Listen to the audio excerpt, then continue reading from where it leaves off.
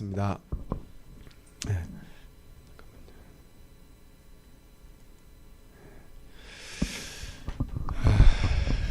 잘 지내셨어요? 예. 원래는 그 마지막 시간에는 조금 다른 교수님들이 다 오셔가지고 총체적으로 이렇게 질문도 하고 했으면 좋았을 텐데 다들 바쁘시니까요. 왜냐하면 저도 그분들의 그 강의를 다 듣지 못했고 그분들도 제 강의를 듣지 못해서 이게 그냥 딱 네 개의 그냥 서로 각기 다른 이렇게 소리만 여러분이 들으실까봐 그것에 대한 치열한 대화라든지 혹은 뭐 또 싸움이라든지 이런 것들이 좀 필요한 부분들이 많이 있거든요. 그래서 여러분에게 어떨 때는 너무 일방적으로 이렇게 들려지실 수도 있겠다 그런 생각이 듭니다. 저는 조주신학자이지만 저는 끊임없이 그 예수 그리스도를 이야기하는 것 자체가 흔히 말하는 어떤 그 도구마적인 것에서 탈피해야 한다라고 생각하는 사람 중에 하나이고요. 그리고 보네퍼가 말했던 그 종교적인 언어들을 또 비종교적으로 해석하는 그런 이제 얘기를 아마 많이 들어보셨을 텐데요. 이게 어떤 얘기냐면 우리가 계속해서 쓰고 있는 이 언어는 20세기의 언어잖아요. 근데 그 20세기의 언어가 그 당시의 상황 속에서 그 신학적인 언어들이 형성이 됐으니까 오늘날에는 그 언어들이 오늘날 21세기를 살아가는 포스트 모던 시대를 살아가는 사람들에게 그 언어가 어떻게 다가갈까 이런 고민이 돼서 아마 그런 언어적인 해석이 좀 필요하지 않나 좀 그런 생각을 좀 가지고 있어요. 근데 보네퍼가 아마 박사학위 논문부터 그런 이미 작업을 했던 것 같고요. 그래서 제가 이제 관심을 갖는 거는 그런 언어를 개발하는 거라고 봐요. 왜냐하면 저는 그 피부에 와 닿았다는 게 어떤 거냐면 보네퍼를 연구하고 보네퍼가 가지고 있는 이 고민이 그냥 신학적으로 제게 다가온 게 아니라 저는 이제 그 교회에서 청년 사역을 하고 있는데요. 물론 장년 사역도 오랫동안 했지만 청년 사역을 지금 이제 하고 있어서 청년들에게 기독교 전통적으로 내려오는 신학적인 언어와 그리고 그런 언어들이 얼마나 이들에게 적용될 수 있을까. 제가 그 현장에 가보니까 이게 설교는 다 듣는 것 같고요. 이건 청년만의 문제가 아니고 일반 성도들도 그렇더라고요. 목회자가 앞에서 설교하잖아요. 그러면 다 동상이몽이에요. 전혀 다른 생각을 가진다는 거예요. 안 하시는 것 같죠? 성도들이 아멘 하시니까 다 이해하시는 것 같잖아요. 그런데 여러분 절대 그렇지 않습니다. 제가 현장에서 만난 청년들은 제가 정말 충격을 먹을 정도로 잘 이해를 못 하더라고요. 그래서 그런 고민들 때문에 보네퍼를 알고 있는 학자이지만 보네퍼가 고민했던 것들이 제 이제 목회 현장에서 실질적으로 이렇게 고민되어졌던 것 같아요. 그런 거 찾아보면서 재밌었던 것 중에 하나가 뭐냐면 나를 따르라의 보네퍼 이렇게 부분에 보면 중보자 예수 그리스도 있잖아요. 예수 그리스도가 중보자시잖아요. 근데 그 중보자라는 그 개념을 보네퍼가 조금 새로운 언어를 썼어요. 어떤 언어냐면 간접적이냐 직접적이냐 뭐 이런 언어를 가지고 그럼 이건 다 이해할 수 있잖아요. 간접적이냐 직접적이냐 이런 언어는 우리가 이해할 수 있잖아요. 그러니까 예수 그리스도가 중보자시다라는 이 언어를 간접적이다 직접적이다라는 이런 언어로 새롭게 표현하고 있더라고요. 그러면서 예수 그리스도가 우리를 부르시고 나서 그 부르심을 받은 모든 그리스도인들은 예수 그리스도를 통해서 모든 관계가 직접적인 관계가 아니고 모두가 다 간접적인 관계로 바뀐다. 그래서 예수를 믿고 나서 하는 직접적인 모든 것은 기만이고 불신앙이다 라는 말까지 쓰는 거죠. 이게 나를 따르라에 나온 내용이에요. 그런데 그런 내용을 어떻게 그렇게 얘기할 수 있었냐면요. 그리스도론 여기 이제 이 책에서 보시면 그 녹음이 되나요? 그래요? 그래서 제가 늘 조심스러운 게 아니 이게 책을 하면 번역을 물어야 돼가지고요. 아 그래요? 아니 그 얘기 안 할래요. 그냥 좀 이렇게 애매합니다. 아 그래요? 아무튼요 그렇답니다. 예, 그래서 조금 이게 보네포 이제 이게 선집이거든요. 번역되는 책들이 이게 전집은 아니고요. 선집이라는 게 그 중에서 이제 대표적인 저서들을 번역한 거잖아요. 근데 그 번역 보면 조금 심각한 오류들도 많이 있어요. 뭐 여러 가지 보시면 제가 그냥 너무 화가 나서 예를 들어서 행위와 존재 같은 책들은 제가 대조를 했어요. 독일어와 한국어를. 그런데 이 말이 어디서 왔지라고 이렇게 했던 그런 글귀들을 많이 발견했어요. 하물며 나를 따르라 아니 율리학 같은 데서는 나를 따르라 율리학 같은 데서는 독일 말로 리베는 사랑이고요. 라이베는 몸이에요. 그런데 원문에는 라이베로 되어 있는데 번역은 사랑으로 해놨어요. 이런 것도 많이 있고요. 그래서 제가 이제 보네포 수업을 할 때는 그래서 그 과목을 가르칠 때는 꼭 그 페이지를 표시해 놓고 있어서 이렇게 알려줍니다. 왜냐하면 아직 이렇게 증거판이 나오지 않았기 때문에 이게 좀 아쉽지만 그래도 읽어보시면 많이 도움이 될 것 같은데요. 제가 무슨 얘기를 하려고 하는 거냐면 예수 그리스도를 이 중보자라고 하는 건 모든 관계가 예수 그리스도를 통해서 간접적으로 다 연결이 된다는 거잖아요. 예수를 통해서만이 우리가 다른 사람에 갈 수 있고, 그러니까 우리가 다른 사람에 갈 수 있는 통로가 이제 예수를 통해서 간다는 거죠. 그게 간접적이라는 거예요. 근데 그걸 어떻게 신학적인 근거를 잡았냐면 이 그리스도론에서 예수 그리스도의 존재, 예수 그리스도가 어떤 존재냐, 그거를 이제 인격이라는 개념을 가지고 설명을 하는데 그 예수 그리스도의 인격은 한마디로 말하자면 나를 위한 인격이다. 나를 위한 구조를 가지고 있다. 이제 그 근거 속에서 여기서 보시면 예수 그리스도의 위치가 세상과 역사와 그 교회의 중심이라고 하는 그런 내용도 다루고 있거든요. 그러니까 그런 인격이라는 개념 안에서 이런 생각들을 가지고 있는 것 같아요. 제가 이제 조금 결론적으로 이야기를 좀 하자면 이 책에도 여러분이 읽어보시면 이제 그 내용들이 여러 가지 부분에서도 나오고요. 아마 생각해 보실 수 있는데 목회자들 중에서 이 책을 읽어가지고 저한테 피드백을 해준 사람들은 없고요. 아직은 한 명도 없고요. 안 읽으시는 것 같아요. 그래서 평신도들은 아주 열심히 읽고 있더라고요. 그래서 저에게 좋은 조언도 해주시고 또 좋은 읽으시면서 이런저런 이야기를 좀 하시더라고요. 보네포의 그리스도론에서 가장 중요한 건 뭐냐면 현재성이라는 개념이에요. 현재성이라는 개념. 그러니까 잘 생각해 보시면 이 현재성이라는 개념이 되게 어려우면서도 되게 어려워요.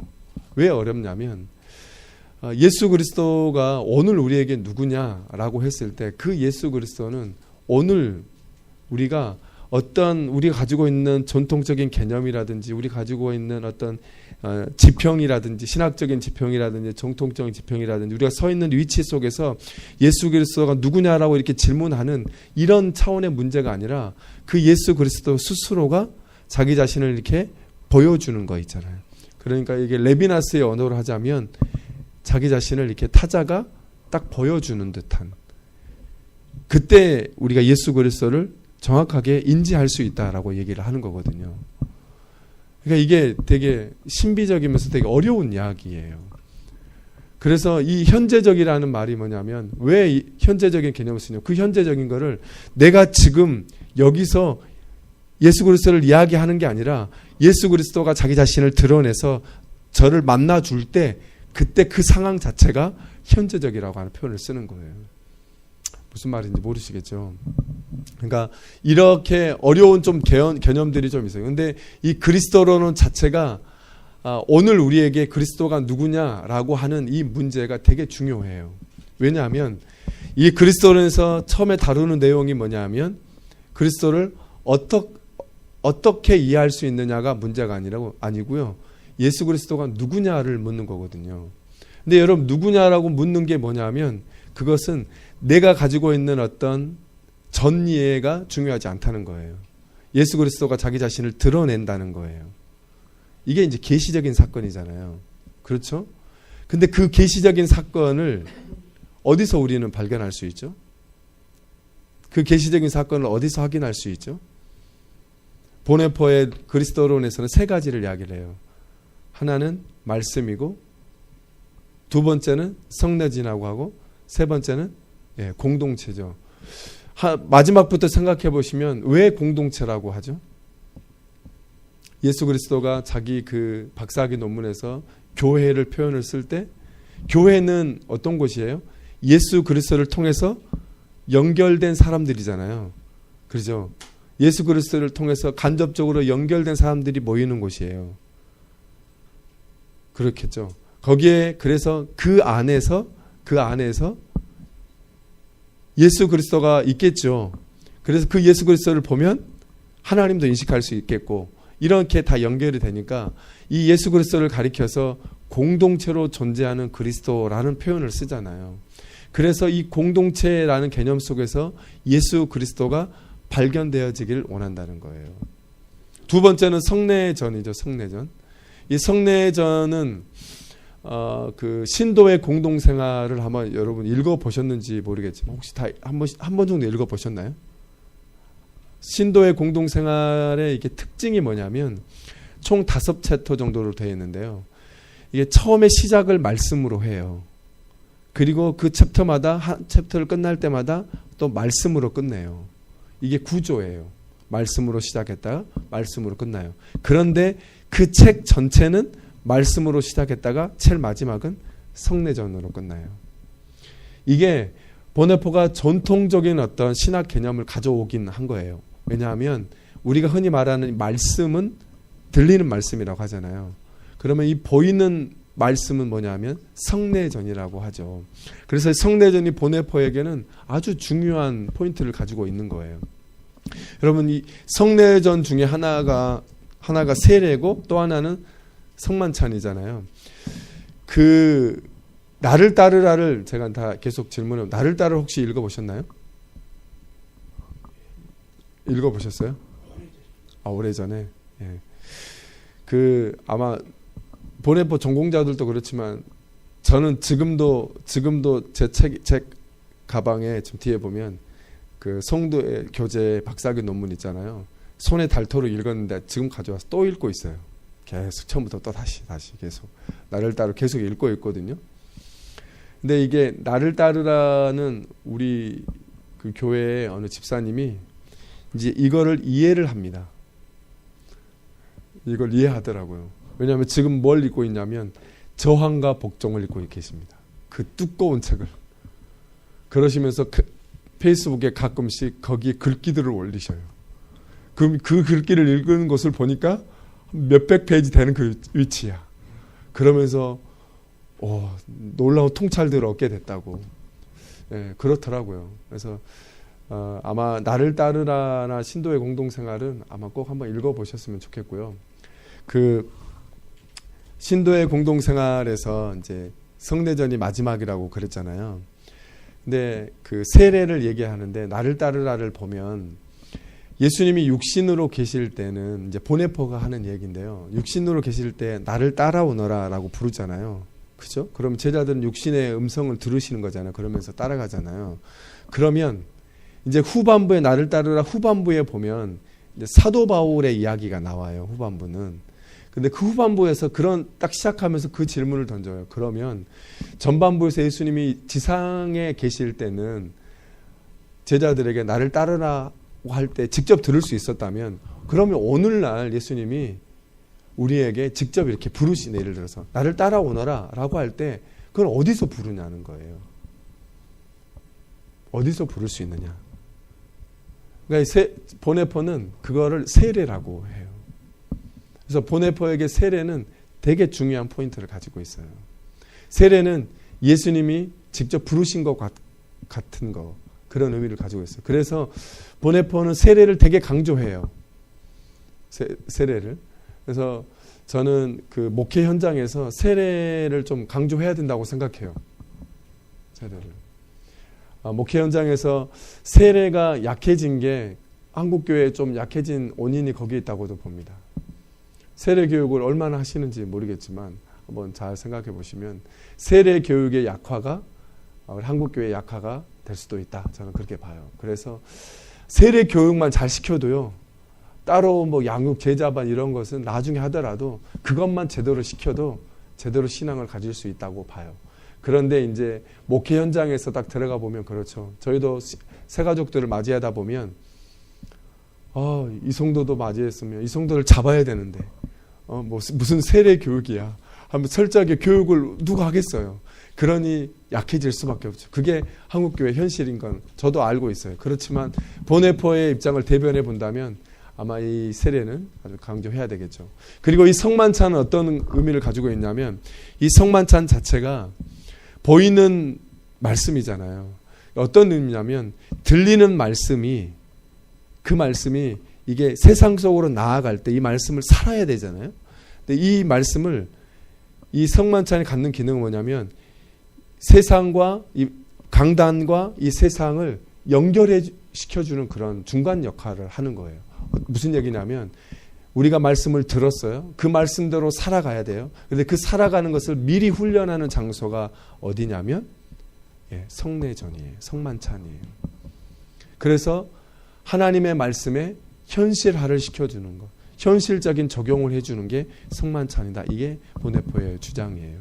그래서 되게 중요하죠. 그러고 보면 성만찬도 우리 안에 약화해지는 것도 우리가 말씀이 삶으로 넘어가는 거기를 좀 약화시킬 수밖에 없는. 왜냐하면 청년들에게 물어보면요.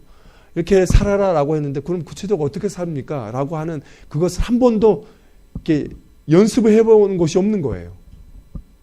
연습을 해보는 게 없는 거예요. 다 개인적이에요. 그리고 옆에 가서 청년들은 무슨 고민이 있어요? 기도 제목 한번 나누는 것도 여러분 힘들어해요. 교회 안에서 친한데 기도 제목 나누라 하면 그것도 얼마나 힘들어한 줄 아세요? 여러분 그런 청년들이 교회 안에서도 훈련되지 않은 청년들이 밖에 나가서 일상 가운데서 다른 사람을 섬기고 다른 사람을 배려하는 거 할 수 있을 것 같으세요? 절대 못합니다. 그러니까 보네포가 보기에 이 성례전이라는 게 무슨 얘기냐면 그런 역할을 한다는 거예요. 그 가운데서 예수 그리스도를 보여지고 예수 그리스도가 드러난다는 거예요. 이 마지막으로는 이제 말씀인데요. 이 말씀은 제가 여기에 페이지를 적어놨는데요. 보네포의 말씀이라고 보시면 혹시 책이 있으시면 아마 29페이지를 한번 봐보실래요?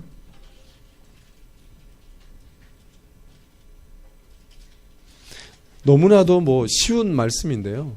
너무나도 그냥 간단한 이야기인데 29페이지부터 세 번째 이야기인데요. 세 번째 이야기가 무슨 이야기냐면 제가 거기서 제가 베를린에서 여름 학기에 했던 그리스도론 강의의 항목 중 가운데 말씀으로서의 그리스도라는 그 항목에서 이제 가져온 내용인데 제가 한번 그 가져온 내용을 한번 읽어보면요. 30페이지 제일 위인데요. 하나님에게는 다른 방식으로 자신을 계시할 자유가 있다. 그러나 하나님은 말씀 안에서 자신을 계시하기를 원한다. 하나님은 오직 이 말씀 안에서만 인간에게 말씀하실 수 있다. 하나님은 자신을 말씀에 붙들어 매었다. 이런 말을 썼어요. 여러분 하나님은 말씀보다 크시죠? 인정하시죠? 그건 아주 기본적인 신학교 1학년 때 배울 수 있는 내용이 말씀보다 크시겠죠? 그렇지 않으신가요? 제 동기 중에 한 명이 서울신대 신학과를 졸업하고 총신대를 갔습니다. 총신대 딱 가고 나서 저한테 바로 전화가 왔어요. 뭐냐면 형, 칼바르트가 이단이에요? 딱 대뜸 그러는 거예요. 왜? 아니 총신대에서 무슨 얘기 하다가 칼바르트가 이런 얘기를 했어요 라고 했더니 교수가 자기를 딱 쳐다보면서 어떻게 그런 이단적인 발언을 거기서 할 수 있냐고. 그래서 내가 잘못 알고 있었던 거 아닌가 착각이 들어서 한번 형한테 물어보겠다고 연락이 온 거예요. 그래서 제가 다른 데서도 이런 얘기를 좀 했는데 총신대 분들 양해하고 들으세요. 성경 말씀은 하나님이 아니죠. 성경은 곧 하나님이 아니죠. 성경은 하나님을 가리키는 거죠. 이게 바르트가 하는 얘기예요. 그런데 총신대에서는 어떻게 66권 신령한 이 축자적으로 영감된 이 말씀이 하나님의 말씀이 아니라 이게 하나님의 말씀을 가리킨다고 얘기할 수 있냐고 이렇게 얘기를 했어요. 여러분 어떻게 생각하세요?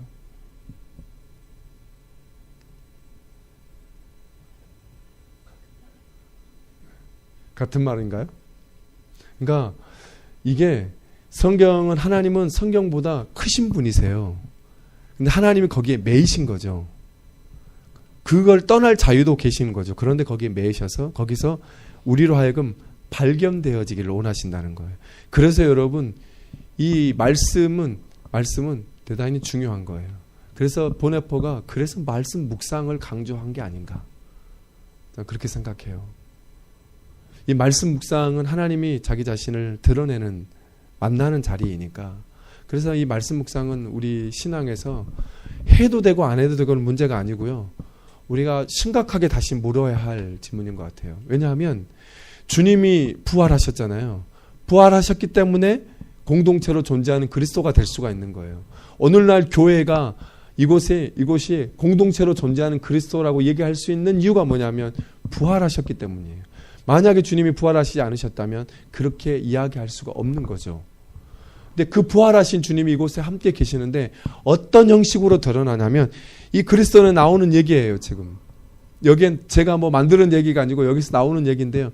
그러면 예수를 어디서 만날 수 있느냐? 제가 다시 말씀드리면 말씀을 통해서 만날 수 있고 그리고 성례전을 통해서 만날 수 있고 또 공동체를 통해서 만날 수 있다.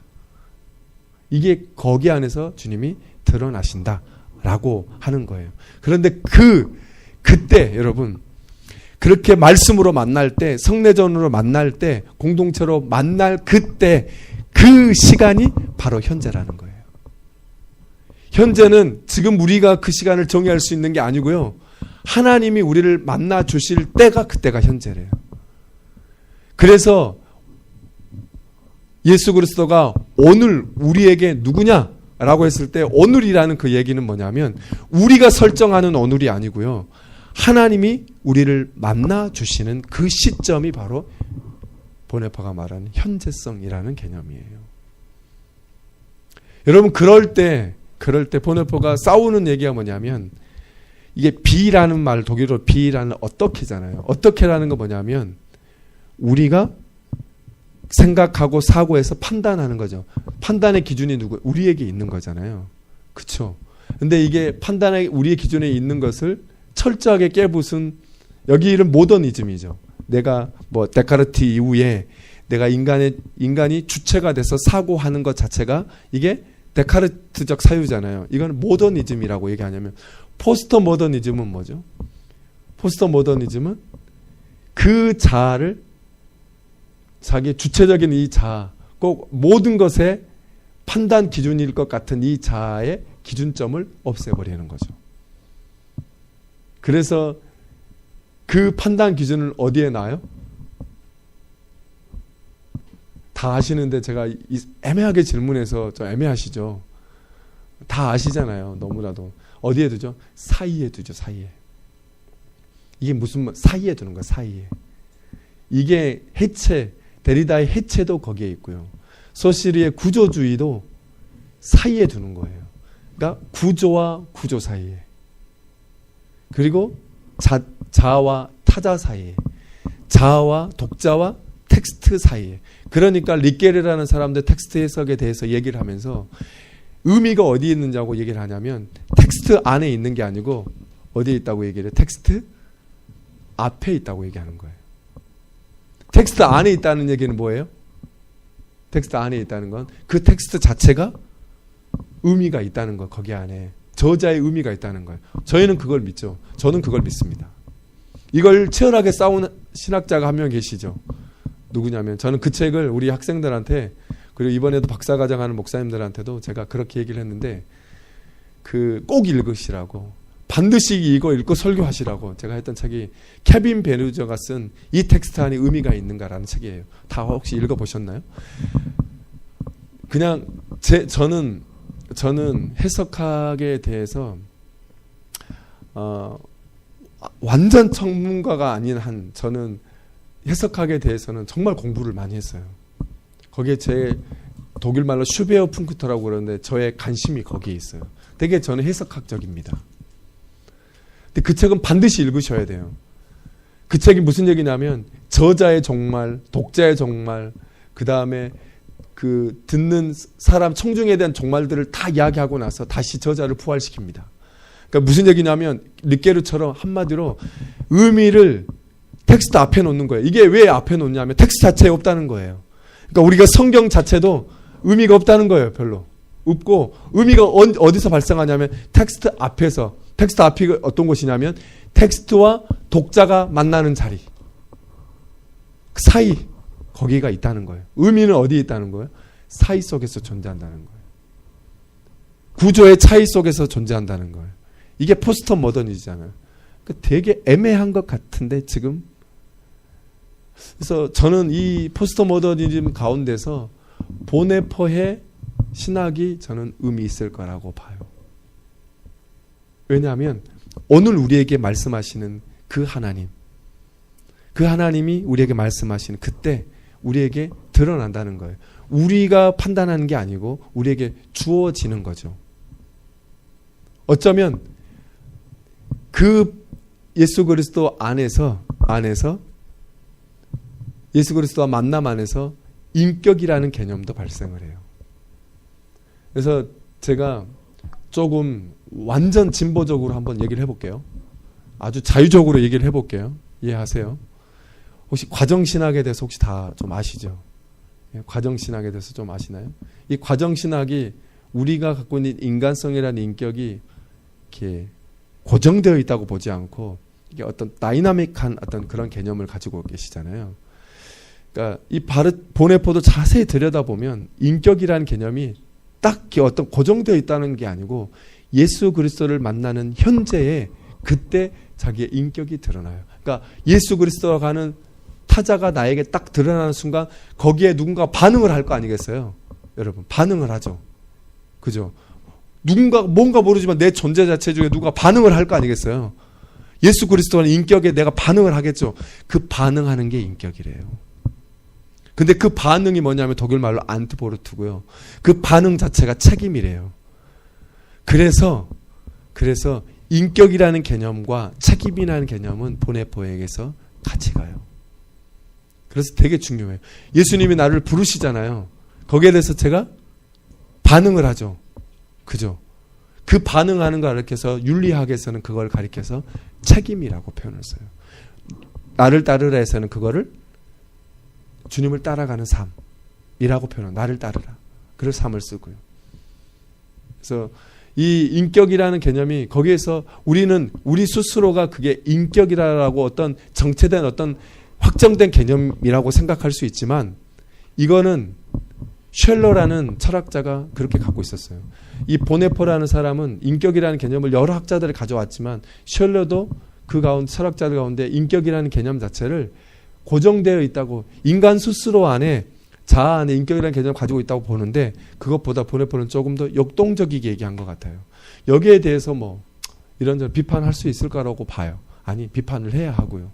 그런데 우리가 주목해야 될 것은 뭐냐면 예수 그리스도 그분은 우리가 어떤 것을 잡고 선입관을 잡고 우리의 방법으로 논할 수 있는 분이 아니라는 거예요. 이게 아마 다시 귀담아 들어야 될 부분이 아닌가 그런 생각이 좀 든 것 같아요. 근데 오늘날 그 책 가운데 혹시 그런 책 막 예수 그리스도를 제도권에서 벗어나게 하자 그런 책들이 많이 있거든요. 예수 그리스도를 도구마로부터 벗어나게 하자. 예수 그리스도를 뭐 교회의 교권으로부터 벗어나게 하자. 예수를 해방시키자. 이런 말을 쓰는데 여러분 책 한번 자세히 보세요. 너무 멋진 표현이에요. 그런데 그분들이 책을 쓰시면서 갖고 있는 전제가 있어요. 그 전제가 뭔지를 한번 보셔야 돼요. 전제가. 그 전제가 어떤 것인지를 한번 잘 한번 살펴보셔야 돼요. 그런데 오늘날이라고 얘기하면 좀 그렇고 20세기, 21세기에 보통 역사적 예술을 연구했던 사람들은 그동안 기독교 역사에서 이제 그럴 수밖에 없다는 게 이제 제가 나중에 말씀드리겠지만, 그럴 수밖에 없었던 이유가 뭐냐면 너무 예수 그리스도의 인성과 신성 중에 신성을 너무 강조하니까, 기독교적인 개념 예수에 대해서 그 신성에 대해서 상대적으로 인성을 덜 강조하게 된 거잖아요. 그래서 역사적 예수의 연구에서 우리가 귀담아 들여야 할 부분은 뭐냐면 예수라고 하는 한 인물의 인성에 집중해야 된다는 거예요. 그래서 앞으로 예수에 대해서 현대교회가 가져야 될 질문 가운데 뭐냐면, 인성에 대해서 지금까지 질문을 했어요. 예수 그리스도가 누구냐? 인성에 대한 질문을 많이 해왔지만 그것에 대한 질문을 다시 던져야 되고요. 또 하나, 신성과 인성에 대한 균형감 있는 질문을 던져야 된다는 거예요. 그런데 그 신성과 인성에 대한 균형감 있는 질문을 보네포는 어떤 식으로 대답을 한 줄 아세요? 그걸 교회라는 개념으로 한 거예요. 무슨 얘기냐면 예수 그리스도는 초월적이신 하나님이시잖아요. 그런데 그분이 인간이 되셨다는 거잖아요. 그 개념을 어떻게 설명을 해야 되느냐 고민하다가 보니까 딱 보니까 교회가 그 개념을 설명할 수 있는 중요한 자리라고 본 거예요. 왜? 공동체로 존재하는 그리스도니까. 초월성도 있으면서도 시간과 공간을 갖는 그 개념도 갖고 있으니까. 인간적인 모습도 갖고 있으니까. 그래서 보네포의 신학의 출발점은 교회론적이죠. 교회론에서 출발하죠. 되게 독특한 거죠. 그래서 바르트가 이 보네포의 책을 보면서 신학의 기적이라고 얘기하는 게 전통적으로 신학의 방법론을 뒤집어 버린 거잖아요. 뒤집어 버린 거죠. 바르트는 지난 시간에 말씀드린 것처럼 모든 게 그리스도론적이고, 그렇지만 말씀을 시작으로 해서 삼위일체를 이야기하고, 이제 그렇게 하는 것도 슐라이마커가 삼위일체론을 뒤쪽에 넣어놓고 하찮게 여기니까 그걸 다시 말씀을 통해서 다시 회복한 건 있지만 삼위일체로 보통을 하죠. 그런데 보네포 책은 보면 자기의 박사학위 논문에 보면 자기의 어떤 조신학적인 논의의 출발점을 분명하게 교회론적으로 생각을 하고 있어요. 이게 좀 이제 바르트와 보네포의 조금 이렇게 차이라고 보시면 될 것 같아요. 근데 이게 교회 안에서 예수의 신성과 인성을 동시에 해결할 수 있는 그 개념을 더 디테일하게 해결하는 그 책이 이제 교수 자격 논문이 행위와 존재의 개념이죠. 그래서 교회 안에서 이 문제를 해결하려고 무던히 노력했던 것 같아요. 그래서 보네포의 그 신학을 또 한마디로 한다면 교회론적 아마 그리스도론이 아닐까, 교회론적인 신학이 아닐까, 그렇게도 얘기할 수 있겠죠. 한번 이거 한번 보실래요? 예. 와, 멋있죠. 이렇게 하니까. 그러네. 이게 첫 페이지가 예. 이름이 모든 스미스가 아니고 스미스가 모든 사람이라는 얘기는 아니고요. 이름이 모든 스미스예요. 예. 이게 지난 한 25년간 예수 역사적 예수에 대해서 제가 첫 시간에 역사적 예수를 얘기를 좀 했는데 거기에 대해서 좀 정리할 필요가 있을 것 같아서 왜 가져왔냐면 지난 보통 한 20년, 25년 사이에 예수 그리스도에 대해서 가지고 있었던 이분들이 생각하는 이 초상들 있잖아요. 예수 그리스도가 가지고 있는 생각들, 이것들을 제가 쭉 정리를 좀 했어요. 당연히 책을 참고했고요. 이 보시면 모든 스미스 같은 경우는 마법을 행한 마술사. 근데 여기서는 다우닝을 시작으로 해서 버튼맥, 크루상까지 보시면 어떤 얘기가 나오죠? 예, 견유학파 같은. 그러니까 이 세 사람 같은 경우는 예수 그리스도를 견유학파 철학자 그런 부류의 사람이 아니었냐. 이 견유학파라는 게 견유라는 말이 개 같은 이라잖아요. 그죠? 개 같은이죠. 근데 사람들 앞에서 당시에 문화를 거부하고 다름을 추구하고 문화의 어떤 반대적인 입장에서 살아가는 어떤 그런 사람들, 그러면서 옷도 막 남루하게 입고 하는 그런 견유학파라고 표현을 보통 쓰잖아요. 그러니까 이분들이 볼 때는 예수 그리스도가 이런 쪽 부류가 되지 않나. 그런데 지금 현재 이 사람들이 나온 책들을 보면 20세기죠. 20세기에. 그러니까 20세기의 내용이고요. 그러니까 지난 20년, 25년을 얘기를 하는 거고요. 그래서 거기에 포함되는 내용이고요. 그 다음에 이제 그 베르메슈와 뭐 예를 들어서 마커스 보고 호슬리는 아니면 이 두 사람 같은 경우는 예를 들어서 쭉 보시면 신이라는 개념보다 여기도 지금 어떤 신으로 그 어떤 얘기를 하는 게 아니라 원래 인간이었는데 뭐 신적인 능력을 갖는 사람, 이게 이제 여기에도 그런 얘기가 있겠죠. 근데 여기서도 베르메슈나 보고 같은 경우도 보면 영의 능력을 힘입은 유대 신비주의자, 영의 사람, 하나님과 유일무이한 접촉을 가졌더니, 그러니까 이게 보시면 예수 그리스도의 신성에 대한 이해라기보다 인성에 대한 그 관점을 얘기하는 거죠. 역사적인 관점에서. 그래서 뭐 이걸 보면서 저희는 이 사람들이 예수를 저렇게밖에 볼 수 없었어? 라고 이렇게 얘기하는 게 아니라 조금 예를 들어서 고민을 해본다면 왜 이렇게 이 사람들이 봤을까? 한번 그걸 고민해 보시고요. 그러면서 우리가 배울 게 뭐가 있을까? 우리가 예수 그리스도를 따른다고 하면서 그 예수 그리스도를 너무 신성화 시켜놓은 건 아닌가? 이미 벌써 그 신성화가 교리화로 되어 있는 건 아닌가? 아니면 너무 도구마적으로 되어 있는 건 아닌가? 우리도 모르는 사이에 그런 것이 아닌가? 이런 것들에 대한 계속 질문들을 우리에게 던져야 된다는 거예요. 우리가 디스커버리 지저스를 하는 이유도 제가 뭐 잘못 이해했는지 모르지만 또 그런 곳에 있는 것이 아닐까 생각을 해요. 그러니까 무작정 이건 역사적 예수의 제 뭐 세 번째 탐구에 있었던 사람들인데 이 사람들은 정말 말도 안 되는 이야기를 해서 어떻게 예수를 이렇게 보지? 라고 하는 게 아니라 왜 이렇게 봤을까를 질문을 던져보고 우리가 이 사람들을 통해서 예수님을 아직 보지 못했던 부분들, 그렇지만 여기 보시면 보네포의 생각하고 전혀 다르죠. 왜냐하면 어찌됐든 마커스 보고가 이렇게 본다는 건, 하나님을 본다는 건 마커스 보고 안에 자기가 가지고 어떤 생각을 가지고 있었다는 거예요. 그 생각을 가지고 아마포고스에게, 그 예수 그리스도에게 투영을 했을 수도 있어요. 아니 그런 판단 기준을 가지고 예수를 봤을 것이고, 그리고 그렇게 본 사람을 드러냈을 거고, 그 판단 기준이라는 게 뭐냐면 합리적일 수도 있고요, 합리성일 수도 있고요, 인간의 합리성일 수도 있고, 인간의 문화, 뭐 여러 가지 그런 역사적인 그런 생각들이 그 안에 들어갈 수 있었겠죠. 그런 생각을 가지고 봤다는 거예요. 그런 시각으로 보니까 자기가 갖고 있던, 그게 이제 보네포가 볼 때는 비예요. 비. 어떻게라는 관점으로 본 거죠. 그걸 딱 봐서 보니까 드러나기는 드러났는데 이게 우리가 예수 그리스도라고 얘기할 수 있을까? 근데 보네포 같은 경우도 역사 비평, 그러니까 말하자면 이 사람들이 하고 있는 역사 비평을 거부하지는 않지만, 그렇다고 해서 그 역사 비평 자체가 예수 그리스도를 온전하게 다 드러낸다고 또 보지는 않아요. 거부하지는 않지만.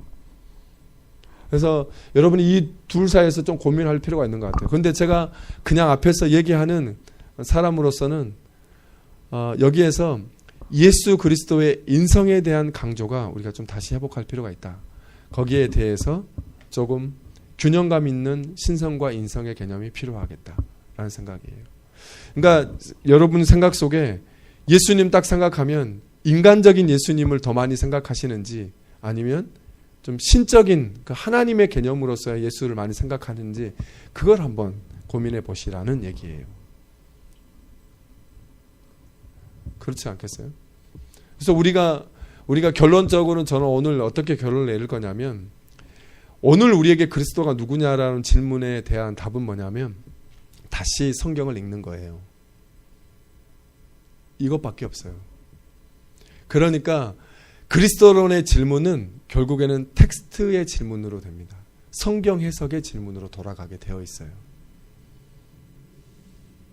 그리스도론의 질문은 어떤 철학적이고 그런 내용의 문제가 아니라 다시 성경 해석의 문제로 들어갈 수 있어요. 그 성경 안에서 그 성경이 어떤 이야기를 하는지를 우리가 제대로 이야기를 해야지만 그리스도론에 대해서 다시 이야기할 수 있다. 왜냐하면 오늘 우리에게 예수 그리스도는 누구이신지를 말씀으로 말씀하신다고 하니까 그 말씀을 우리가 접해야지만, 제대로 해석해야지만 그리스도론에 대한 정확한 질문을 던질 수 있고 누구인지를 질문을 던질 수가 있는 거 아니겠어요? 자, 한번 그 다음도 한번 보시죠. 뭐 리처드 호슬리 같은 경우는 뭐 혁명가로 보는데요. 정치적 혁명가라기보다 그 당시에 사회를 변화시키는 사회 혁명을 추구하는 유대의 사회 예언자였다. E.F. 샌더스는 아시죠?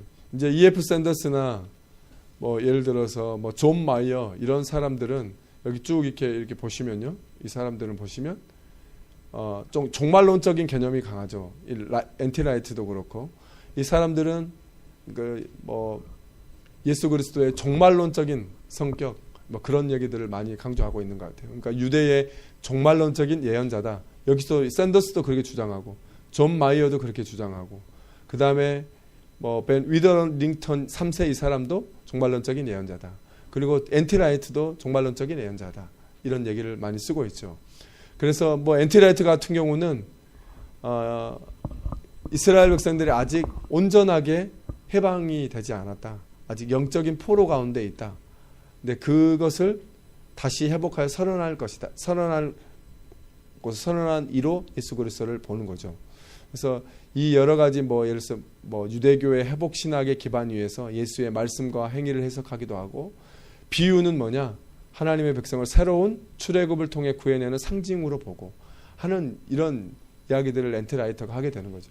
그러니까 무슨 얘기냐면 이분들이 생각할 때 예수 그리스도는 유대의 종말론적인 예언자라는 거예요. 그러니까 여기서 생각할 수 있는 건 뭐냐면 예수님을 생각할 때 그 당시 예수님이 사셨던 시대적인 배경을 고민하게 된다는 거죠. 그 고민이 뭐냐면 유대적이라는 거예요. 예수님이 유대인의 환경 속에 살았으니까 그 예수 그리스도를 바라봐야 한다라고 생각을 하는 거죠.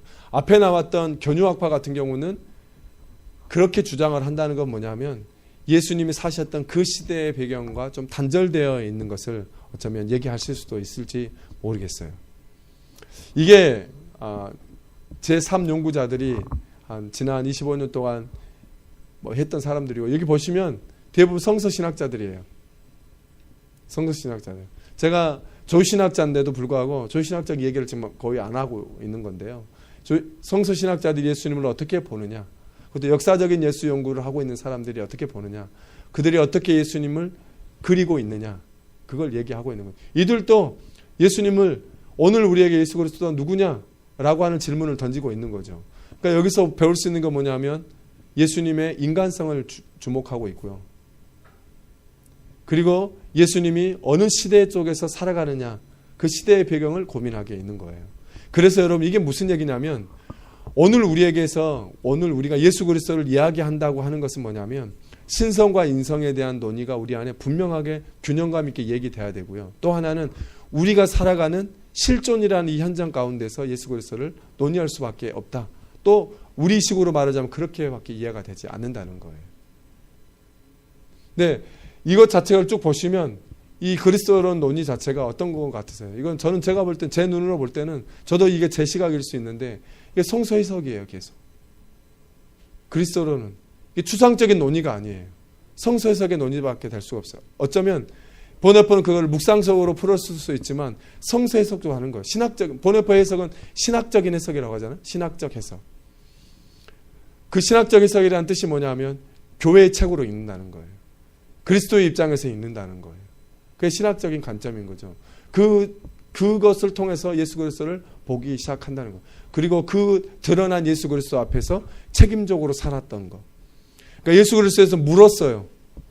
물었다는 건 제가 지난 시간에 말씀드린 것처럼 예수 그리스도는 물었잖아요. 당신은 누구십니까? 라고 물은 물음 속에는 너는 누구냐라는 물음이 포함된다고 분명히 들었는데 보네포는 그렇게 한 것 같아요. 예수님에 대해서 물었어요.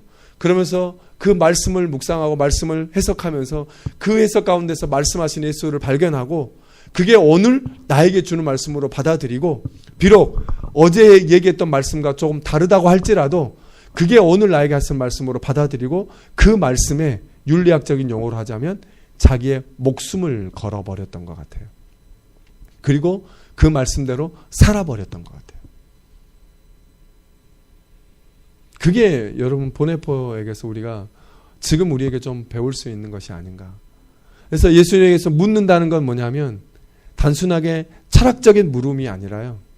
그게 우리와 실제로 연관되는 존재론적인 물음이 될 수 있다는 거예요. 그래서 여기에 그런 얘기도 하잖아요. 초월 물음, 신에 대한 물음은 곧 존재에 대한 실존에 대한 물음, 이게 같은 거다, 같은 거다. 하나님에 대해서 묻는다는 건 뭐냐면 곧 나에 대해서 묻는 거다라는 얘기를 그리스도인을 산다는 거예요. 그게 무슨 얘기겠어요? 내가 하나님에 대해서 물어요. 예수님에 대해서 물어요. 그러면 곧 나에 대해서 묻는다는 것과 같은 거예요. 그러니까 나를 떠난 그런 답은 없다는 거예요. 그래서 제가 독일에서 제 독토 파터는 독일에서는 독토 파터라고 하는데요. 박사 아버지라고 하죠. 박사를 돌보는. 그래서 베트로잉이라는 말을 쓰거든요. 베트로잉이라는 게 뭐냐? 한국에서는 박사를 한국에서 안 해봤지만 아버지처럼 이렇게 그 박사 후보생들을 이렇게 잘 돌봐준다고 해서 베트로잉이라는 개념을 써요. 근데 제 박사 그 선생님은 예니켄이라는 교수인데요. 저는 이제 그분한테도 당연히 제 지도 교수니까 배웠겠지만 저는 조지신학은 크리스찬 링크 교수 밑에서 배웠어요. 한국 제자들을 중심으로 해서 월요일마다 한 서너 시간씩 계속 강의를 해 주셨어요. 그때 이제 배웠던 내용 중에 기독론이 있는데 이 기독론을 처음 시작하시면서 그 얘기를 하시더라고요. 이 기독론적인 질문은 기독적인 추상적인 질문이 아니고 내 실존과 긴밀하게 연결되어 있는 질문이다.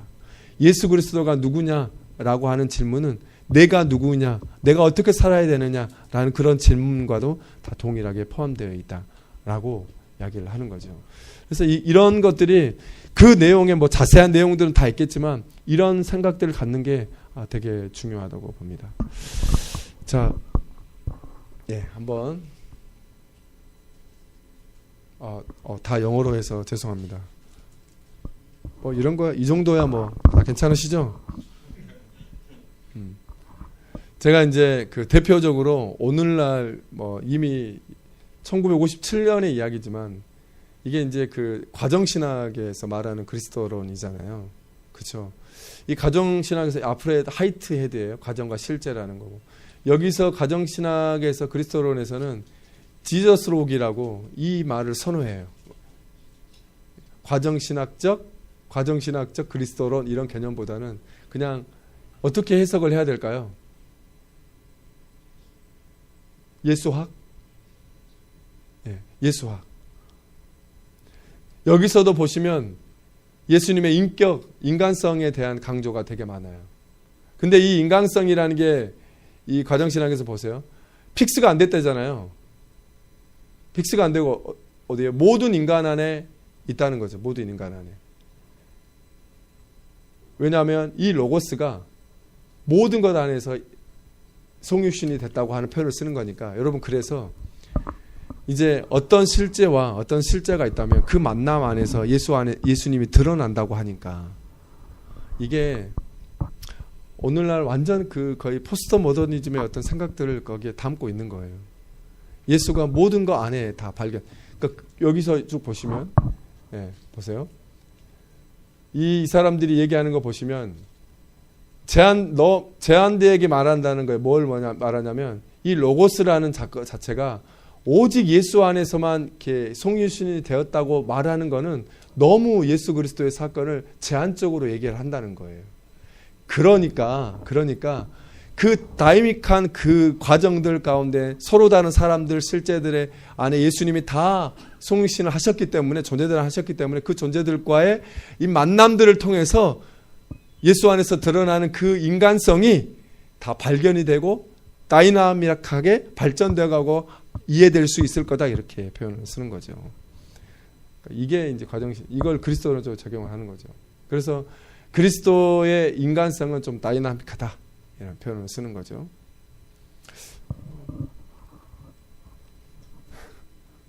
자 이렇게 얘기를 했어요. 그러면 어떻게 비판을 해야 될까요? 어떠십니까?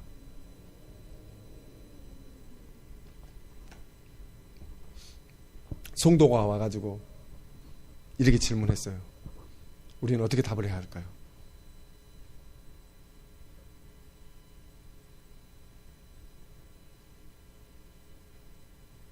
이게 이 내용이 모든 것 안에 했다. 이게 무슨 내용일까요?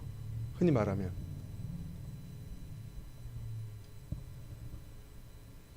신학적인 용어를 좀 써서 죄송한데 이게 무슨 내용일까요? 이게 만유재신론이에요. 범신론에 가깝죠. 범신론적인 개념이죠. 그러니까 이게 모든 걸 아니라고 하는 건 뭘까요? 예, 피조물 모든 것. 그러면 어디에도 들어가? 동물 안에도 있는 거예요? 동물 안에도? 여기 단 사람 존재라고 얘기를 하지 않잖아요. 그죠? 근데 여기는 뭐 모든 인간 존재 안에 존재한다고 하니까. 근데 어떻게 이렇게 얘기를 할 수 있을까요? 이거에 대해서 뭐 근거를 대본다면 그리스도가 모든 인간 존재 안에 현재한다. 인간을 가리켜서 하나님의 형상이라고 얘기를 하니까 그렇게 얘기할 수 있는 근거가 여기에 있을 수 있겠죠. 그런데 여기는 좀 더 나간 것 같아요. 조금 더 나간 것 같아요. 근데 여기까지는 예를 들어서 이게 아쉬운 게 뭐냐면 여기에는 죄 개념이 사라진 거죠. 죄 개념이 존재하지 않는다는 거죠. 그래서 이런 근거 안에 종교다원주의적인 생각도 들어갈 수 있고요. 그렇죠. 모든 인간 안에 예수라는 존재가 들어있으니까 그들과의 대화를 통해서 나의 인격이 다이나믹하게 발전해 나갈 수 있는 거니까요. 그들과의 대화를 통해서. 근데 들으면 너무 멋있는 말 같지 않아요?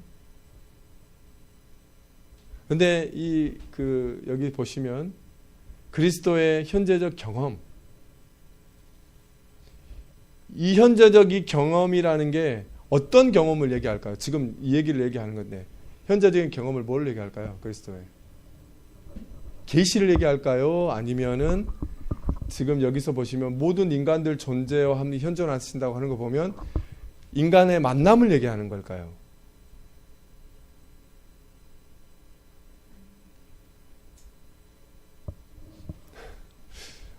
제가 오늘 좀 실수한 적이 한 번 있어가지고요. 어떤 거냐면 강산 CBMC라고 거기 가면 다 회장님들만 계시거든요. 회장님, 사장님들 막 서로 막 그러신 분들이 있는데 저희 담임 목사님 대신에 이제 자주 설교를 가는데 제가 그분들한테 질문을 던졌어요. 질문을 던지니까 되게 당황스러워 하시더라고요. 왠 줄 아세요? 자기는 질문은 그분들만 던지거든요. 그렇잖아요? 사장님들이 질문을 던지죠. 근데 제가 질문을 던지니까 당황해 하시더라고요. 그래서 제가 당황스러우십니까?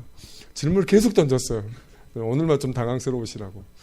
오늘 또 내가 질문을 던져서 좀 죄송하긴 한데 이게 어느 걸까요? 여기겠죠, 여기. 만남이겠죠. 그렇죠. 그러니까 이게 신학은 그런 것 같아요. 신학은 내 관점을 내부에 둘 거냐, 내재적으로 볼 거냐, 아니면 외부에 어떤 다른 점을 둘 거냐, 이것에 돌고 도는 계속 싸움이에요. 어느 역사에서는 내부점에 두고 막 논의하는데 거기에 대해서 그 내부를 가지고 어떤 1차 세계대전 문제가 확 터지니까 그 내부를 해결할 수 있는, 돌파할 수 있는 문제가 없다. 내부 왜냐하면 자기 그 내부 안에서 자기 자아도 다 결정이 되니까. 그래서 외부점이 필요하다. 그걸 설정한 게 바르트는 계시라고 한 거죠. 그런 또 어떤 사람들은 그 계시를 인정하지 않으니 인간 안에서 그것을 계속 찾아가고 있는 거죠. 판덴베르그 같은 경우도 계시를 인정을 하지만 역사 안에서의 계시를 얘기하는 거니까 그것도 왜 그런 얘기를 하겠어요? 이런 얘기니까. 사람들이 다 그렇게 생각하고 있으니까 그 사람들에게 어떤 그리스도에 대해서 설명을 하고 싶어서 그런 고민을 할 수밖에 없었다는 거죠.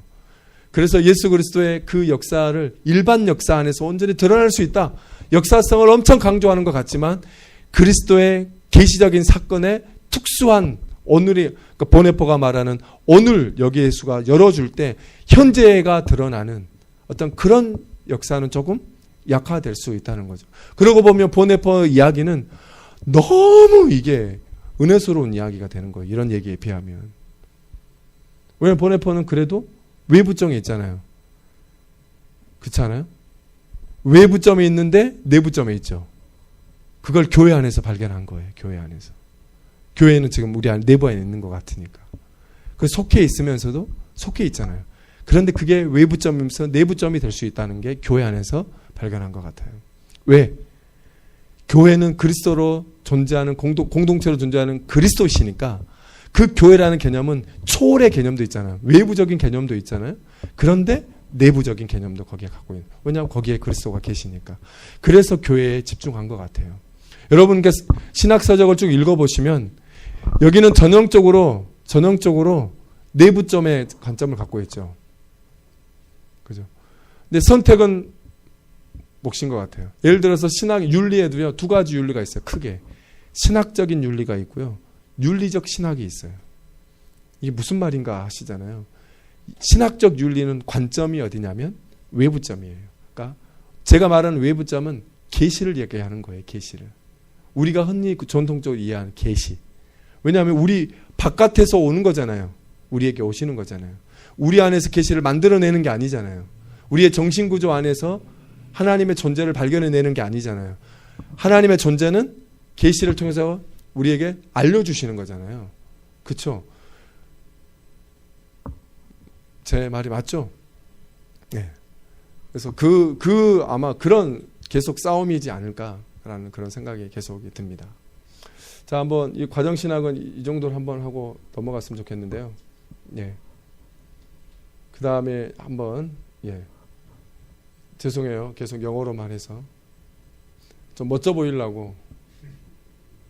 여러분, 요즘은 이제 그리스도론을 이제, 그러니까 페미니스트 입장에서 이제 보는 거죠. 근데 이게 페미니스트가 새롭게 개발하는 게 아니고, 여기 보시면 그리스도를 뭐로 봐요? 여자로 보는 거죠. 보이시나요? 네, 그리고 이게 조금 좀 센 발언인데요. 왜냐하면 신성 자체를 여성으로 보는 거죠. 왜냐하면 전통적으로 여러분 이렇게 뭐 고대부터 쭉 보시면 교회를 가리켜서 어머니라는 개념을 썼어요. 어머니라는 개념을. 그러니까 어머니로서의 교회 이렇게 썼어요. 그러니까 여성성 개념을 갖고 있었단 말이에요. 근데 중세 때는 쭉 살펴보면 신학을 보면 중세 때는 하나님의 예수 그리스도의 신성을 얘기할 때는 남성성을 얘기를 하고요. 예수 그리스도의 인성을 얘기할 때는 여성성을 주로 얘기를 하긴 했어요. 그런데 여기서는 뭐라고 그래요? 아예 그냥 이렇게 얘기를 하는 거죠. 좀 세게 나가는 얘기인 것 같아요. 이런 근거들 속에서 이제 이런 근거들 속에서 여성 신학이 열심히 발전해 나가고 있는 중입니다. 근데 우리가 좀 배워야 될 것은 뭐냐면 이거를 우상을 타파하는 예를 들어서 예언자로서의 이런 부분들 있잖아요. 그러니까 우리 안에 갇혀져 있었던 예수 그리스도의 상이 예를 들어서 도구마다 뭐 어떤 그 교리적이다. 그다음 교회에 뭐 제도적으로 묶여 있는 그런 예수상 그걸 떠나서 우리가 만들어낸 예수상도 있을 수 있잖아요. 이제 그 부분은 이 부분이 지금 거기에 대해서 반기를 드는 거예요. 그래서 여러분 여성 신학을 무턱대고 여성 신학은 죄송해요 빨갱이 신학이다 막 이렇게 얘기하면 되게 곤란해요. 그러니까 제가 신학을 늘 얘기를 하는 거지만 왜 이런 얘기를 하냐는 거예요. 왜 여성 신학이 이런 얘기를 그리스도를 얘기할 수밖에 없느냐. 그 고민을 해야 하고요. 그걸 통해서 우리가 보지 못하는 부분들을 봐야 해요. 왜 이런 얘기를 하냐면 여러분 성경을 보면 신학 성경은 감사하게도 조신학적인 책이 아니에요.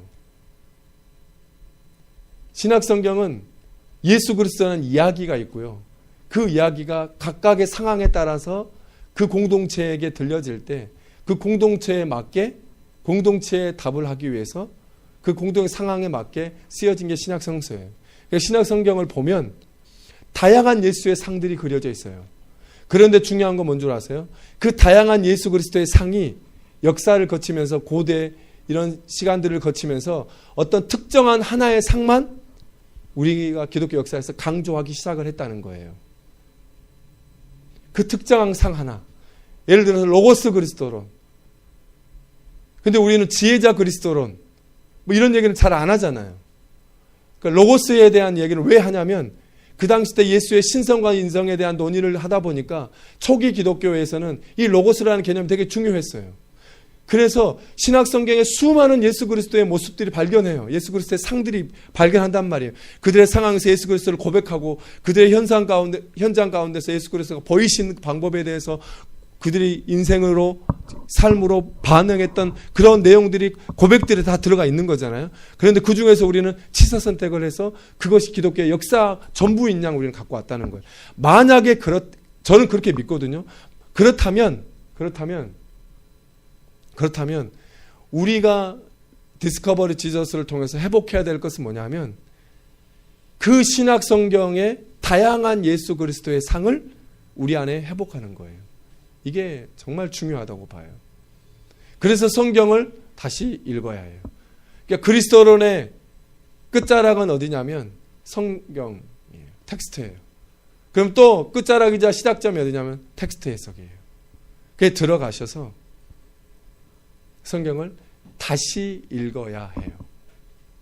이게 저는 되게 중요한 포인트라고 생각해요. 그래서 신약 성경에서 우리가 놓치고 있었던 예수님을 좀 발견해내시고 또 그것들을 함께 우리의 삶에 적용하시고 그리고 그렇게 살아내는 것이 오늘 우리가 예수 그리스도를 논의하는 또 질문하는 그런 의미가 아닐까 생각을 합니다. 그 다음에는 제가 그냥 포스트 모던을 아주 간략하게 얘기를 했는데요. 이 포스트 모더니즘이라는 게 이게 가장 중요한 게 그런 거잖아요. 절대적으로 그리고 픽스되고 하는 그런 토대가 있지 않다. 그게 되게 중요한 부분이에요. 그 의미는 어디에서 발생하느냐? 다양함 속에서 발생한다는 거예요. 다양함 속. 그러니까 주체 안에 주체 자체가 인간의 주체가 그걸 판단하는 기준이 아니라는 거예요. 여러 가지 철학자들이 거기에 근거를 대고 거기에 답을 더한 거죠. 그렇지만 이거 통칭해서 얘기를 해보자면 저는 이걸 가장 잘 보여주는 포스트모더니즘 가장 잘 보여주는 게 뭐냐면 뭐 미셀 푸코도 될 수 있고 데리다 될 수 있지만 저는 제가 볼 때는 이게 리케르예요. 리케르의 그 해석의 딱 얘기가 뭐냐면 성경의 의미는 텍스트 앞에 있다는 거예요. 앞에서 독자가 만날 때 창조가 되는 거예요. 의미가 만들어지는 거예요. 우리는 텍스트 안에 있다고 하는데 텍스트가 여기서 우리 만들어지는 거예요. 이게 독자 반응 비평인 것 같지만 또 그것만 아니에요. 독자 반응 비평은 독자가 만날 때 그러잖아요. 근데 텍스트 앞에서 만날 때 의미가 발생한다라고 얘기하는 거니까 조금 달라요. 그런데 그러게 보면 이 텍스트 의미도 독자와 텍스트가 만나는 그 사이점에서 발견이 되고 있는 거니까 그런 시대에서 예수 그리스도를 이야기한다는 게 어떤 의미가 있을까? 텍스트를 우리가 고민하고 텍스트에서 쓰여진 그 예수 그리스도의 이야기, 예수 그리스도의 역사 이런 걸 보면서 오늘 우리 자리에서 예수 그리스도를 논의한다는 게 포스트 모던 상황에서 예수 그리스도를 이야기한다는 게 뭘까? 그래서 저는 정말로 그 성경을 정말 깊게 연구를 하려면 저는 1차적으로 성경 해석학을 공부해야 된다고 생각해요. 아주 잘. 그래서 그런 책들을 고민하면서 그래야지 올바른 설교를 진행해 낼 수 있지 않을까. 그래서 그냥 아주 구체적인 그리스도 그 과제를 얘기를 한다면 해석학을 좀 공부합시다 라고 하는 거예요. 해석학을. 그래서 이런 포스트 모더니즘 안에서 예수 그리스도를 말하고 있는 그 말씀, 그 텍스트를 이야기한다는 게 도대체 무엇을 의미할까? 아니, 이런 시대 속에서 예수 그리스도는 우리에게 어떤 말씀을 하실까? 대려 이렇게 질문을 해보시는 것도 좋을 것 같아요. 그래서 이게 자칫 잘못하면 이런 시기에는 어떤 얘기가 나오냐면 이제 신학 자체가 각자 그 비트겐슈타인의 나중에 언어 게임 이론이 여기도 한몫을 하니까 언어 게임 각각의 어떤 속해 있는 공동체 개념 그 개념 안에서 하는 언어를 익히는 게 중요하다. 그러니까 어떤 것이 의미를 가지려면 그 사람들이 속해 있는 공동체를 이해해야 한다. 역사를 이해해야 된다. 이야기를 이해해야 된다. 이게 말하자면 나중에 뭐 맥켄타이어가 쓴 어떤 그런 도덕 이유의 삶 덕 이후의 책도 그런 곳의 하나의 일환이거든요. 그러니까 그런 생각으로 이렇게 본다면 이 신학이라는 게 그 언어 게임의 개념으로 본다면 신학이 우리만의 놀이가 될 수밖에 없어요. 우리 공동체 안에서만 얘기할 수밖에 없는 공간. 그러니까 이 비트겐슈타인의 언어 게임의 논리가 많은 사람에게 그 열어주는 것 같지만, 이야기하고 역사의 배경을 이야기하는 것 같지만, 어찌 보면 또 신학은 너희들끼리 안에서만 논의해 라고, 왜냐하면 그렇게 사적인 놀이 개념으로 바뀌어질 수도 있어요. 그런데 우리의 개념은 뭐냐면, 신학의 말씀은 공적이잖아요. 말씀은 온 세상을 향하는 거잖아요. 그러니까 그렇게 얘기하고 있는 시대 앞에서 온 세상을 향하는 이 말씀을 어떻게 이야기할 수 있고 어떤 모습으로 얘기를 다가갈 수 있을까? 예, 그렇게 얘기를 하는 거죠. 제가 이제 거기에 대한 하나의 보네포적인 답은 뭐냐면, 이 책에, 제가 쓴 책의 제일 뒷부분에 보면 그리스도인의 공공의 자리라는 게 나오거든요. 거기에 보시면 그거를 성경을 해석해야 되잖아요. 말을 해야 되잖아요. 그래서 그 말을 뭘로 하라고 그러면 예수를 행동으로 해석을 하라고. 예수님의 말씀을 행동으로 해석하라고. 그게 모범이라는 개념이거든요. 그게 비종교적인 해석이고요. 타자를 위해 존재하는 교회의 모습이다. 그리스도적인 모습이다. 이런 얘기를 해 나가는 거죠. 그래서 제가 그런 의미의 연결성 속에서 그런 얘기를 하고 있는 거예요. 한번 그 뒷부분을 한번 다시 좀 읽어보시면 여러분에게 도움이 되실 거라고 봅니다. 자, 오늘 우리에게 그리스도는 누구인가? 이 질문하기 위해서는 뭐가 필요하겠어요? 이 세 가지가 되게 필요합니다. 이거는 그냥 제가 만든 거예요. 텍스트, 전통은 우리가 무시할 수 없으니까. 근데 오늘 이 세 가지 속에서 오늘 그리스도가 누구인지 질문을 해야 하는 과제가 우리에게 있습니다. 어쩌면 이 질문은 죄송하지만 답이 없는 질문일 수도 있어요. 아니, 평생을 해야 되는 질문일 수도 있어요. 그래서 언제나 이 세 가지 생각들을 가지고 여러분이 성경을 보시고 또 거기에서 말씀하시는 그리스도를 듣고, 또 그렇지만 그때 말씀하시는 예수 그리스도가 우리에게 말씀하시지만 그 말씀하시는 예수 그리스도를 우리가 살아가는 일상 가운데서 어떻게 하면 전할 수 있을까? 이런 고민들을 함께 나누시면서 목회하시고 또 신앙생활 하시면 좋을 것 같습니다. 오늘은 여기까지 하겠습니다.